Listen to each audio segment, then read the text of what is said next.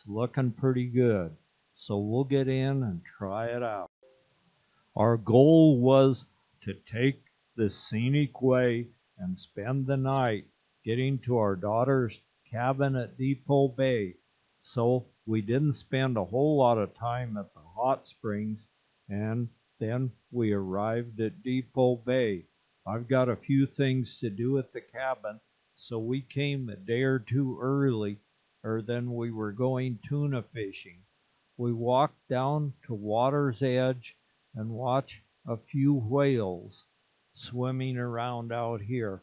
You can take a charter boat out and see the whales from the deck of the boat, or on some days they swim in close by the sidewalk, so you can just stand on the sidewalk and see them. An oyster catcher takes a couple minutes out of his busy schedule to preen his feathers while he watches whales too. I was standing in a group of people and I heard a woman say, "Oh my gosh, how beautiful that is, seeing that whale. I only wish I could hug him and give him a kiss. If she hugs him, she better have pretty long arms. They weigh about 35 tons, and she better have pretty tough lips because they have barnacles all over their body." A whale watching trip is reasonably inexpensive from the deck of one of the boats from Depoe Bay, and you have a captain that knows these whales, and so he'll be able to point them out and tell you a few whale stories. A very worthwhile thing to do if you come to Depoe Bay and aren't a fisherman. But we are fishermen, so the rest of the family show up, and we're up before daylight. Take the short walk from my daughter's cabin down to the harbor to get on a boat that we've made arrangements to take out to sea. And it's not a little chore getting to those tuna. You have to go clear out into the blue water, and this can range from 30 to 40 miles out right now. Sometimes they're too far out for a day trip. Sometimes they're 100 miles out. But you can find out by calling one of the charter outfits. And we get on the boat and we're ready to go. The boat is already warmed up, and so our captain will give us a little talking to before we start out. This is very valuable. This morning, it is time to go fishing. Captain JT, my son Captain Tyler, skipper in the boat today, and crew Mike, Chad, and we'll be taking care of you guys on deck. How many have tuna fished before? How many tuna fish out of Oregon coast like people made before? Alright. Well, we'll go over the fishing gear here in just a minute. We use combinations of two types of gear.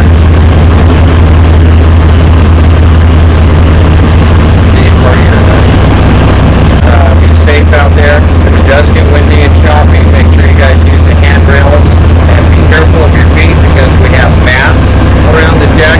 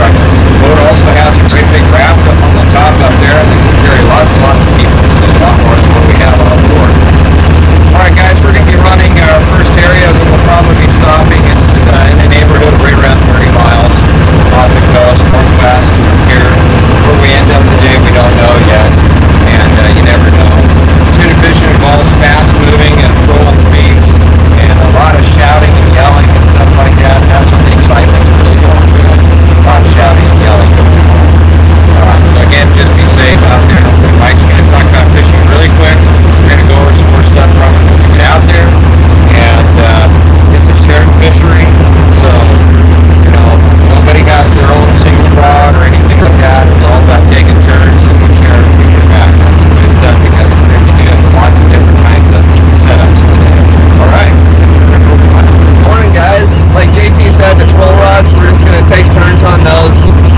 Whoever can grab troll rods, but until everybody's caught a fish, then don't grab it for a second time yet. Just be fair, take turns. But when we do hook up a troll fish, we're going to slow down a little bit, and we have light tackle rods.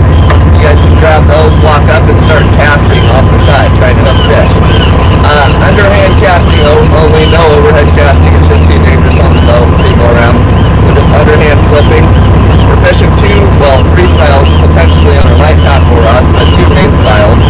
We got iron and we got swim baits. So the swim baits, you'll cast it out slightly up ahead of the boat, let it swing down below you and do a slow retrieve as it comes back, and then just hold it tight when it swings around. Sometimes it'll follow it around the pipe as soon as it gets below the boat. The iron is a little bit more technique involved. The important thing is to get that stuff down there. So you want to flip upstream a little bit, the same direction the boat's going. Try to keep all the slack out of your line, and then flip your bail and let it drop when it gets below you. Try to get it down there 50, 60 feet even if you can. And as soon as you click your bail, then start kind of like active jigging, like you're kind of pumping on a fish or something like that. Get it back, let it swing again. When it comes up to the surface, let it hang for a second. If you're not fouling up any lines, reel in and do it again. Just keep doing that. Works really good, but it's a little more difficult technique based than swim baits are. Swim baits are pretty straightforward. So a fish is going to get on. You got all the drags loose. It's going to be screaming line. What we'll do is we'll either have whoever's fighting the fish can grab the rod and we'll adjust the drag, or one of us can grab the rod, adjust the drag, and then hand it to you. When you're fighting a tuna, it's going to wear you out, knock the tuna out. If you do the big, huge, pump up really high, reel down. They're super powerful fish, the boat's moving. So when you do get one, you want a game line on it. Short pumps, don't bring the rod up, straight up and down. Keep the rod doing all the work. But short pump, reel down, even if you're only getting a half reel down, just keep moving line on that thing. People get wore out, they're lifting up, and then they try reeling down, but they just don't get any line back. So wearing themselves out for no reason. So just short pump, reel down, just get your rhythm going. Even if it's a half a reel, you're gaining on that fish. You get up to the surface, people either gap swimming, and again, depending on what the fish is and the scenario and stuff. So everybody behind us just kind of pay attention so you don't get hit in the forehead with a net handle or something like that. It's kind of crazy and fast-paced out there, hopefully. So there's a lot of stuff going, but we can do most of that out there. It's a lot. The roar of twin, well-tuned diesel engines drowned out the squawk of the seagulls as we moved through the narrow channel at a really good pace. Everyone's talking about the big one they're going to catch, I guess. But the captain skillfully maneuvers us right over the bar, and we're at sea. The captain license is not easy to get. It takes a lot of study and lots of experience, so these people know what they're doing. There's a fairly decent swell rolling this morning, but with these big engines, it cuts through them like a knife through butter. As we watch the spray of green water come up almost to the deck, and as we go through swell after swell, heading seaward. With the horizon in sight, we just continue at a steady pace. Occasionally there'll be a big swell coming pretty close to another, so the captain has to throttle down to go up it so you don't hammer too much. The horizon's in sight, but how far are we going? We don't really know, but the crew will keep an eye on the water color, and when it starts looking blue, that's where we'll start fishing. We see the lights of Depoe Bay disappear behind us, and this boat has handrails all over the place for you to hold on to. This is a newer, very well maintained clean boat, so I'm confident that it can deal with anything the sea sends to us. So I'm not a bit concerned. I've been out on a lot of boats that I was a little concerned about, but this one is a good one, and being very clean and well maintained means a whole lot. The spray is shooting up almost to the handrail level as the sea tries to deal us all the punishment it can. But we're making good time, and we'll be out to the tuna fishing grounds for long. Our hearts race with excitement as we cut through mile after mile of briny salt water looking for the blue, and it looks like it's getting a little bit blue here. We see the horizon disappearing behind us as the boat rocks and tilts. Everyone is really looking forward to getting out there and getting a hook in the water. And one of the deckhands told us that the tuna fish bite better in water like this when you're trolling. So that sounds good. We're really anxious to catch one of those fast swimming bullets on the end of our line. And boy, they'll strip out line. They're extremely strong fish. For hour after hour, the boat tilts and rocks as we're heading to sea. The captain is up there with his hand on the throttle. When the couple waves come in too close together or one too big, he'll throttle it way down so it doesn't slap so hard or knock somebody off their feet. This boat is very well equipped with electronic direction finders and GPSs, so he can see where we are at all times. Even the paper towels have a sinker weight hanging over them to keep them from unrolling on their own. By now, we've lost track of shore, and we're still moving along. I think the reason we lost track of shore, a bank of clouds moved in between us and the shore. But we've got plenty of instruments, and it looks like the water's turning blue, and it looks like Dustin's turning green. He may be thinking about getting seasick. And if you're going to get seasick, it's probably time to do it right now.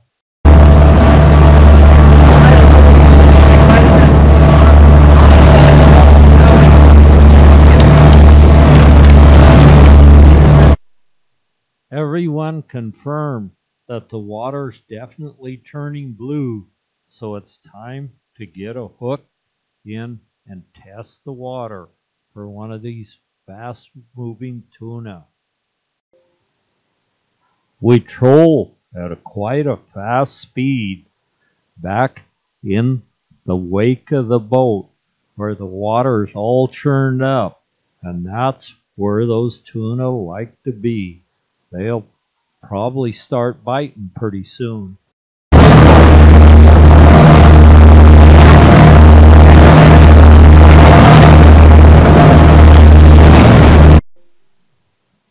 Under the careful watch of the entire crew and all the passengers, we stand by and wait for the first bite.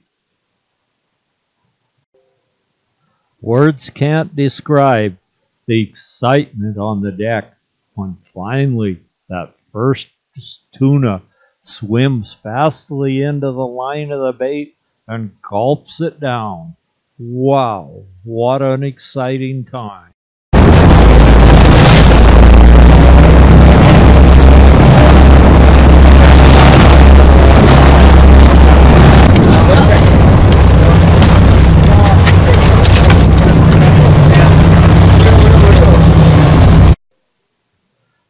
And wouldn't you know it, not one bit, but 2 bit. Suddenly, what an exciting time on the deck.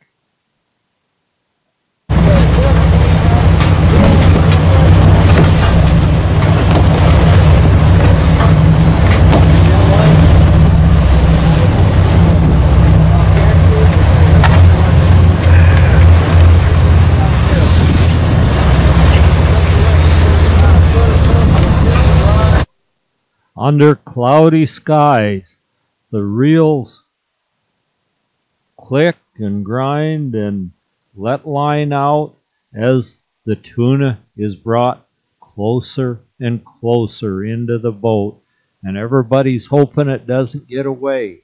We want to see how big it is and what it looks like. The reel screams and squeals, and everyone's giving advice. And wow, what an exciting time. That tuna's coming up closer to the boat, and the captain slowed the boat down a little so they can get him in a little bit easier. But no matter what, these are a very strong, extremely fast-swimming fish, so you don't get them in too easy. The boat tilts and rocks as the person reels the fish in.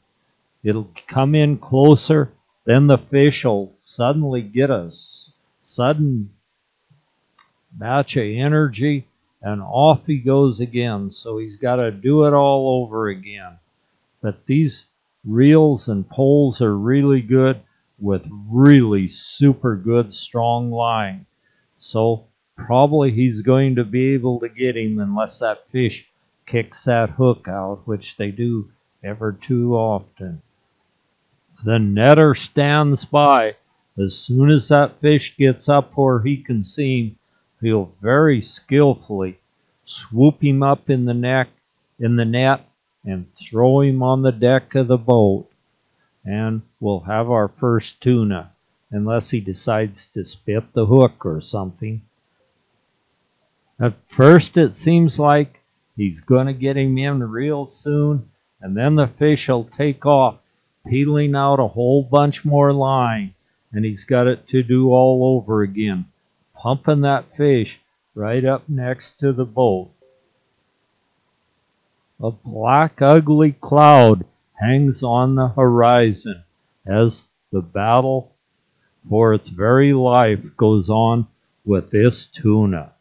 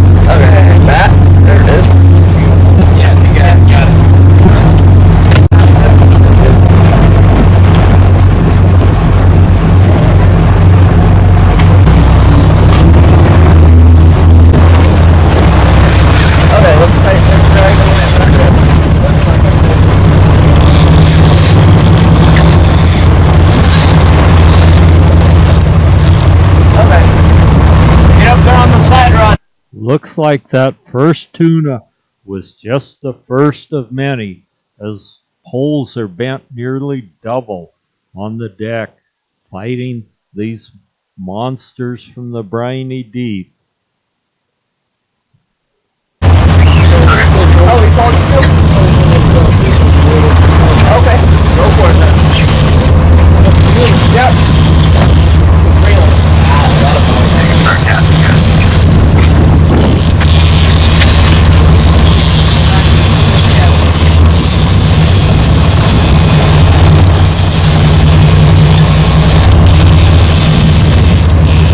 Doing good.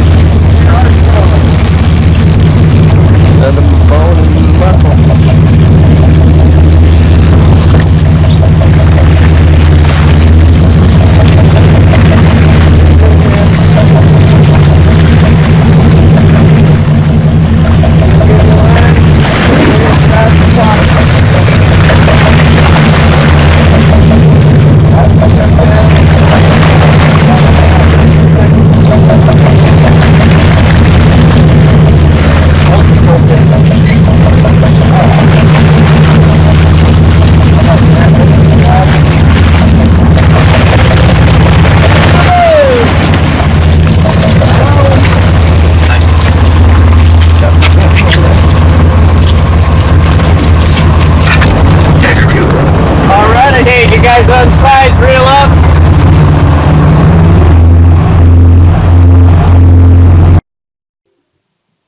I may be the oldest one on the boat, but I didn't come along just to sit by the sidelines.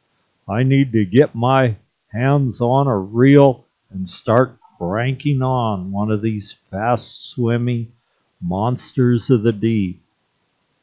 And here he comes. Did we lose him? Wide pass. Stop! Stop.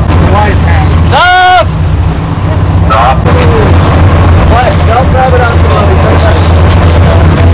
Let the line unfold. Alright, let me grab this and take it to the back of the boat. Follow me.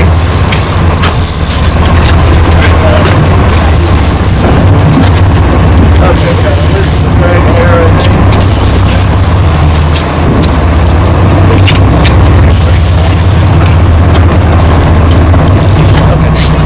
Better? Alright, bring him in, buddy.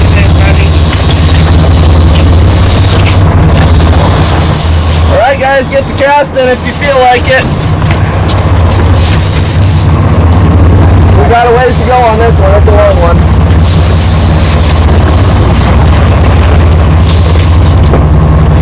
Nothing's fired out, we're close too.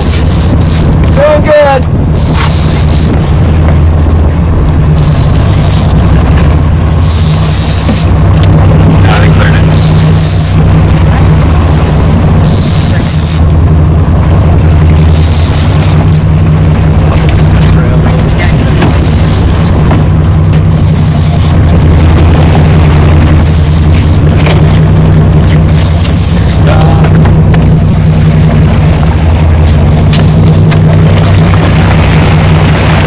Board out of the water, keep it out of the water, perfect.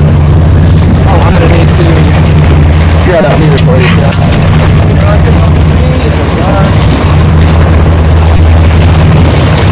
In the boat! Nice work, sir! Like that.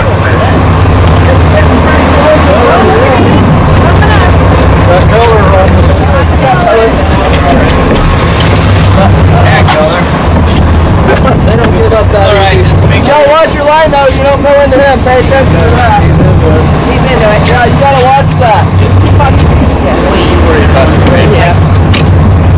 Tip the palm down and in. Okay. Morning. I don't want to get this other hook. Yeah, it's too late. Okay, real. You gotta be careful of that, guys. Look out for the horizon. You want to get these fish. I got my method. Want to get every one of them. Don't want to lose them. I like that. In the boat! In the boat! Oh, way to go. Let's go!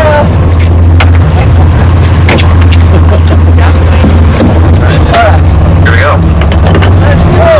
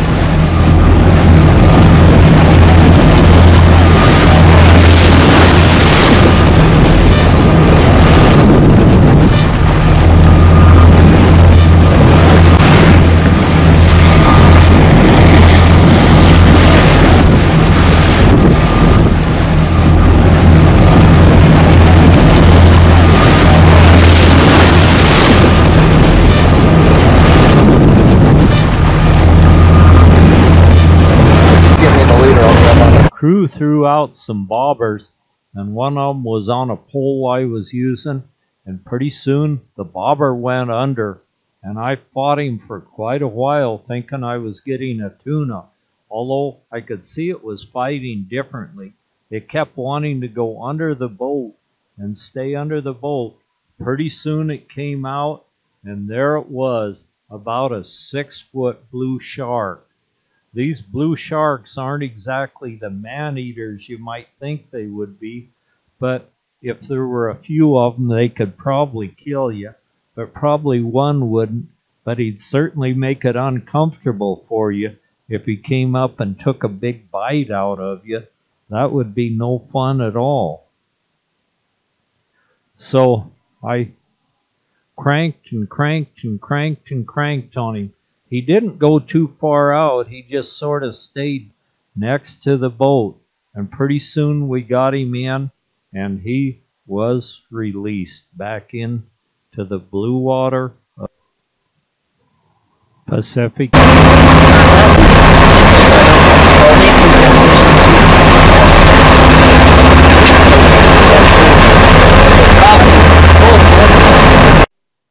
The fish are cared for in an excellent manner.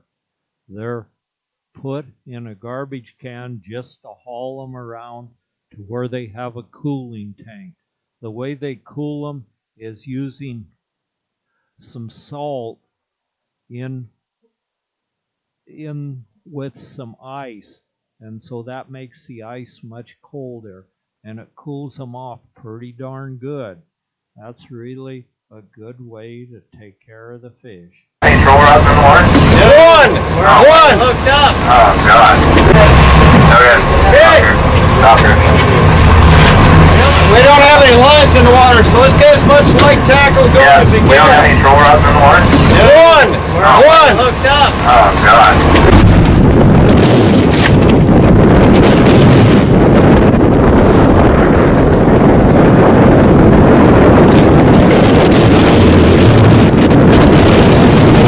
Reminds you of a tuna fish factory here on the deck.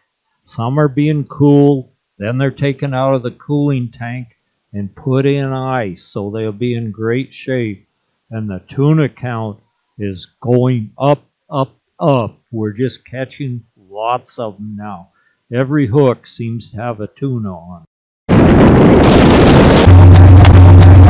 need somebody to help me with this thing here.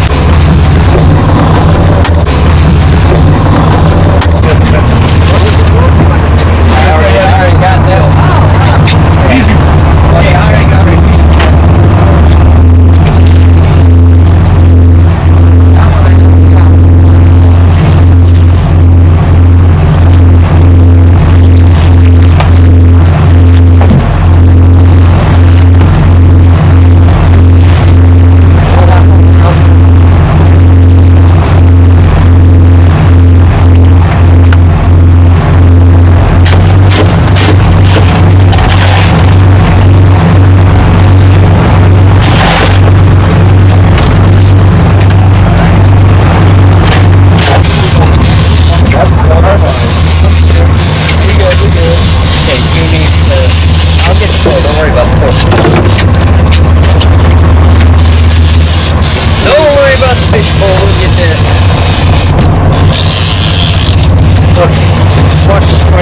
Yeah, please, by all means.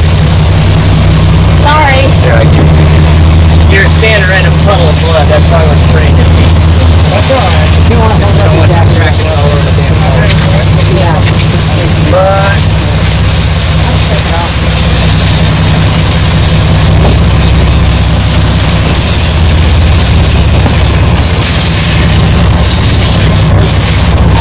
okay, you're good.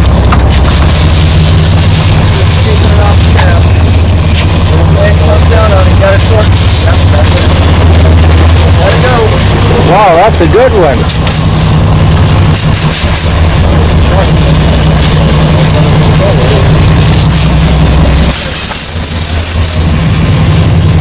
I want it happy. I have something to quiet him down though.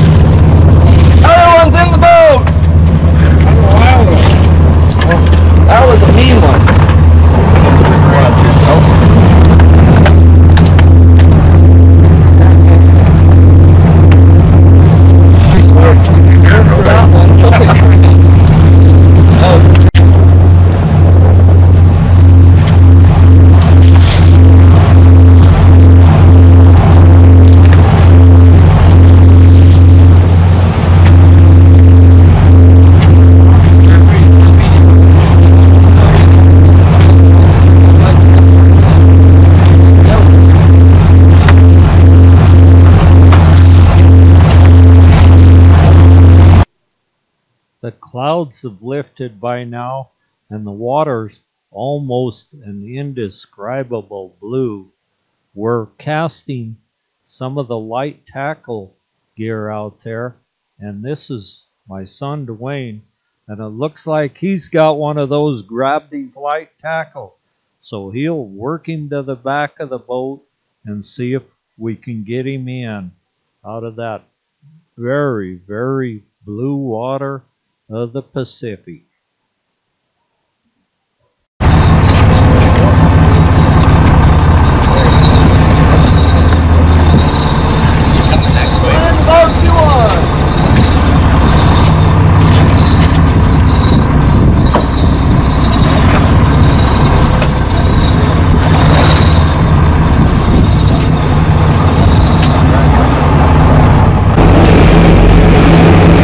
Boy, this is really a super nice boat. It's a good day out here today. Yeah. Doesn't get much they're better biting. than this. Yeah. Pretty consistent bite, really. Yeah. Yeah, all day long.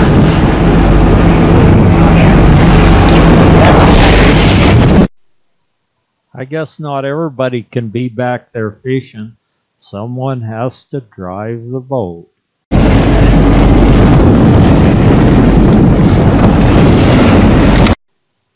Looks like another one of those pesky blue sharks has bit a hook, only this one's a bit smaller. He's only about 4 feet long, where the other one was about 6. But still, he's putting up a pretty good fight. And you have to be really careful, these guys. They can bite. Looks like one's bit on Ben's hook, and he's cranking him in out of the pretty blue waters of the North Pacific. Someone got kind of right in his way, but he'll be able to get that fish in anyway.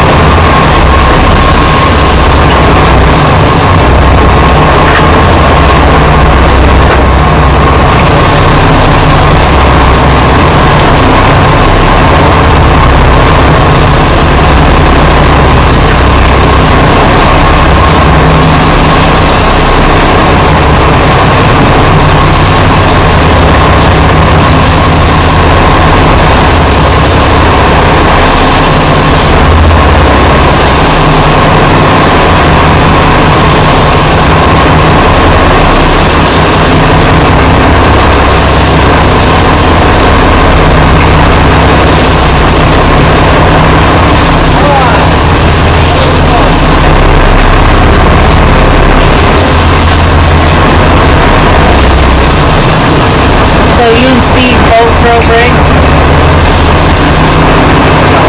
Really broke the front one for you.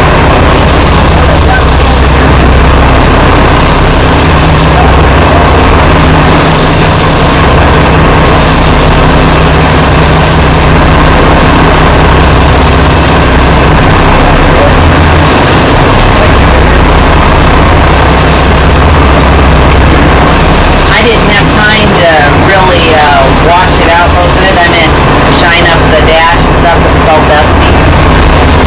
I think it's Burning Man. It's not going to matter because it's going to get dusty again. Okay.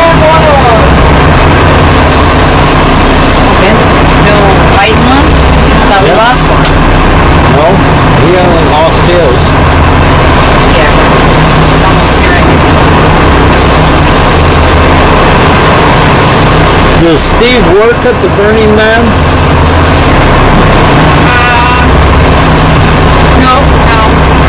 I mean, we work because he can't lead, but he doesn't volunteer as part of what they call production company. Yeah.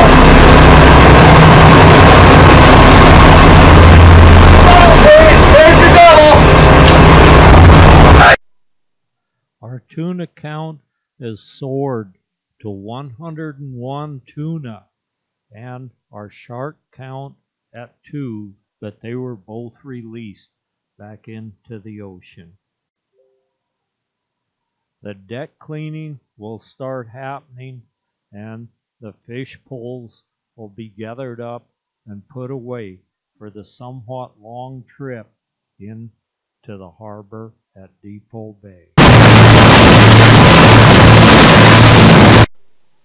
Everyone is quite quiet on the deck of the boat as we slice through the water into the bar at Depoe Bay.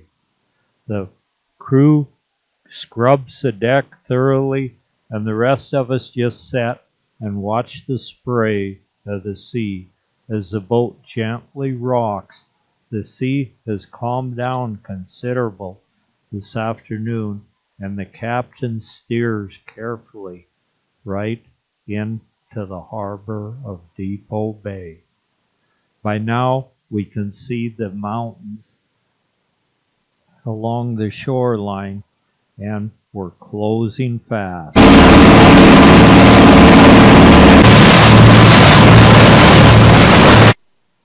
By now, we're in close enough that some of the landmarks are becoming familiar to us, and we can see the form of houses on shore. It won't be long now, and we'll be tied up at the harbor. The people that work on the deck are tying the fenders on so they can tie up to the dock when we get in. As the boat maneuvers around, we can look ahead and see the bar at the harbor of Depoe Bay, and of course, as most all the time, it looks very easy to cross.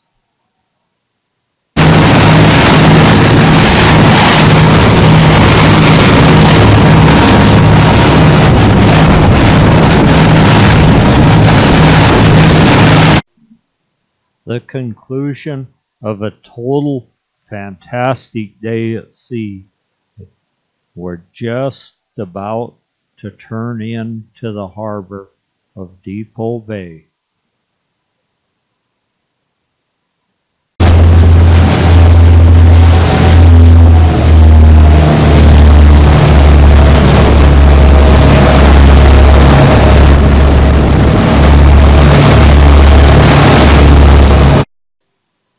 There are a few swells concluding their journey from who knows where up to the rocks on the shore of Depoe Bay, as we can see a little bit of white water right on the shore, but it looks like it's really a nice bar to cross today, which it usually always is.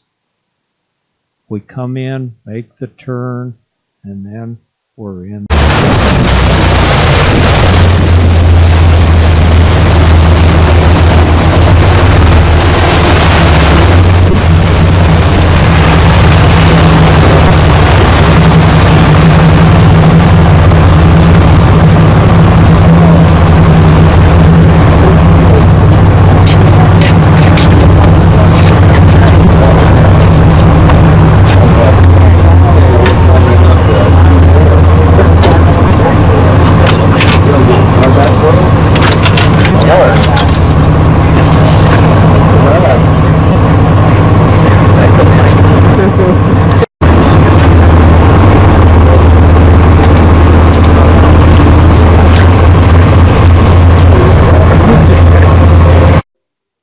Tied securely to the docks in the harbor at Depoe Bay, we start getting off the boat and walking up the sidewalk where we'll wait and divvy up our fish in a little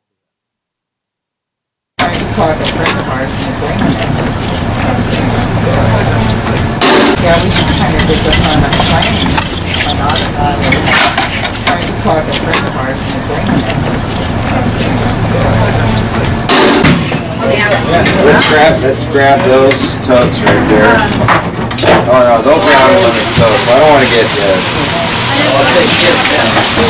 As long as you're smiling. They've got to load everything.